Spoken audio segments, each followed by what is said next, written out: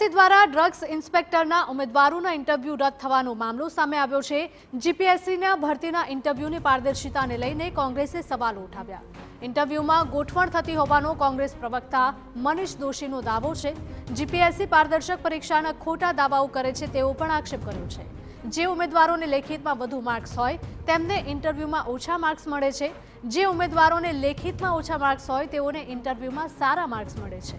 Interview દેનારા અને લેનારાની ઓળખ ગુપ્ત રાખવાના દાવાનો છેદ ઉડ્યો છે। ત્યારે જીપીએસસીમાં ચાલતી ગોઠવણનો ભોગ યુવકો બન્યા છે। તાત્કાલિક ધોરણે ઇન્ટરવ્યૂનું ભારણ 10% ઘટાડવાની માંગ કરાઈ।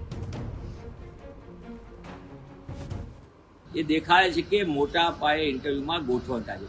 ગુજરાત જાહેર સેવા આયોગ દ્વારા લેવાતા ઇન્ટરવ્યુના ભારાંકમાં 50%, એટલે કે જેને લેખિત પરીક્ષામાં હાઈએસ્ટ માર્ક આવ્યા એને ઇન્ટરવ્યુમાં લોએસ્ટ આપવાના, અને જેને લેખિતમાં લોએસ્ટ આવ્યા હોય એને ઇન્ટરવ્યુમાં હાઈએસ્ટ માર્ક, આવા અનેક કિસ્સાઓ બહાર આવીને ગોઠવણના ખેલ ગોઠવાયા। અને એના પાપે ગુજરાત જાહેર સેવા આયોગની આ ગોઠવણો જે છે સુવ્યવસ્થિત ચાલે છે ઇન્ટરવ્યુ પ્રથાના નામ, એના કારણે ગુજરાતનો મહેનત કરનાર યુવાન યુવતી ભોગ બની રહ્યો છે।